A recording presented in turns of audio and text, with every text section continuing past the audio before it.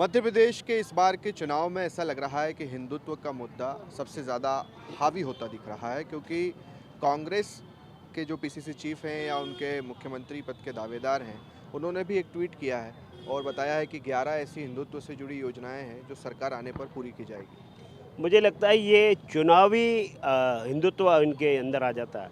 कभी तिलक लगा लेंगे, धोती पहन लेंगे, कभी टोपी पहन लेंगे। केवल तुष्टीकरण की राजनीति जब से कांग्रेस आज़ादी के बाद से लेकर के कांग्रेस के चरित्र में साफ दिखाई देता है। आप सनातन को गाली बको, सनातन को ख़त्म करो, सनातन को डेंगू कहो, सनातन को एड्स कहो, उसको ख़त्म करने की बात करो और फिर भगवान राम के अस्तित्व पर प्रश्न खड़े करो, फिर राम सेतु पर प्रश्न खड़े करो।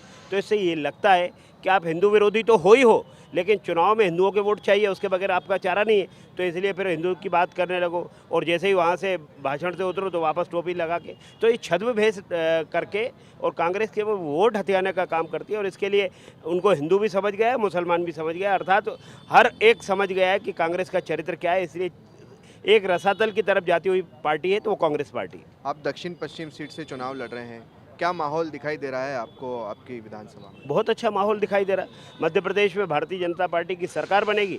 152 दक्षिण पश्चिम विधानसभा क्षेत्र है, ये भी भारतीय जनता पार्टी के साथ उस विकास में हमसफ़र होगा, साथ में चलेगा।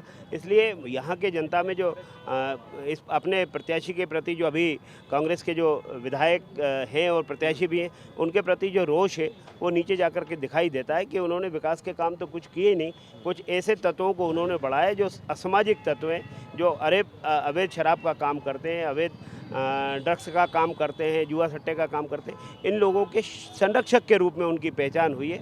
वस्तुतः यहाँ जिनको आवश्यकता जनप्रतिनिधि की है या यहाँ का वो पढ़ा लिखा तबका जो चाहता है कि मध्य प्रदेश की राजधानी भोपाल में भी दक्षिण पश्चिम विधानसभा क्षेत्र में ऐसे काम हो जो उल्लेखनीय हो, ऐसे काम का एक भी कोई चीज़ वो बता नहीं सकते कि हमने ये काम करने की कोशिश की, योजना बनाई या करना चाहते।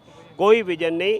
एक पढ़े लिखे इंजीनियर आदमी से भी हम कोई उम्मीद नहीं कर सकते कि कोई आपने ऐसी कोई योजना बनाई है। तो मुझे लगता है कि राजनीति के में हमको शॉर्टकट चलना है, कैसे वोट बैंक हासिल करना है, तो वो उतना ही काम सेवा बस्ती के उन लोगों के माध्यम से करना चाहते हैं ताकि वोट बैंक उनकी जेब में बना रहे। आपको लगता है सर पर्याप्त समय मिला है आपको प्रचार प्रसार के जो लिए? भी समय मिला है सभी प्रत्याशियों को इतना समय मिलता है। 21 तारीख को घोषणा हुई है और इसके बाद लगाऊं, चूँकि ये परिचित क्षेत्र है पूरी तरीके से मेरा। यहाँ मैं महापौर का चुनाव लड़के जन जन के बीच में आया हूँ, जिलाध्यक्ष के रूप में मैं यहाँ काम किया हूँ। तो इसके अलावा यहाँ प्रदेश महामंत्री रहते भी यहाँ के कार्यकर्ताओं से सीधा संपर्क है। चारों मंडलों में कार्यकर्ताओं से मिलना जुलना और यहाँ के कार्यक्रमों, सांस्कृतिक धार्मिक कार्यक्रमों के कारण यहाँ से मेरा संबंध है। तो बहुत कोई कठिनाई ऐसी है नहीं, बढ़िया है, बहुत अच्छा है। और कार्यकर्ता ही पार्टी में काम करता है, परिश्रम करता है और जनता का आशीर्वाद मिलता है, परिणाम अभी पार्टी के पक्ष में आते हैं। बहुत कम समय बचा है, 1 हफ्ता ही बचा है, अगले शुक्रवार तो वोटिंग ही होना है। कोई और बड़े चेहरे, बड़े नेता आपके विधानसभा में आपके लिए प्रचार प्रसार करते हुए ये दिखाई पार्टी का प्रदेश नेतृत्व तय करेगा। अभी तक जब यहाँ नहीं था तो मेरी भूमिका वहाँ थी। मैं ये तय करके बता सकता था कि कौन आने वाला है। अब मैं पूछूंगा उनसे किसका तय किया है। चलिए, यही अंतर है कि एक समय था जब खुद पार्टी कार्यालय से भगवान दास सबनानी तय किया करते थे कौन से विधानसभा क्षेत्र में किसके लिए कौन प्रचार करेगा, मगर अब उनके लिए पार्टी तय करेगी कि उनके विधानसभा क्षेत्र में आखिर कौन प्रचार करेगा। कैमरा पर्सन मुकेश के साथ शुभम गुप्ता, TV9।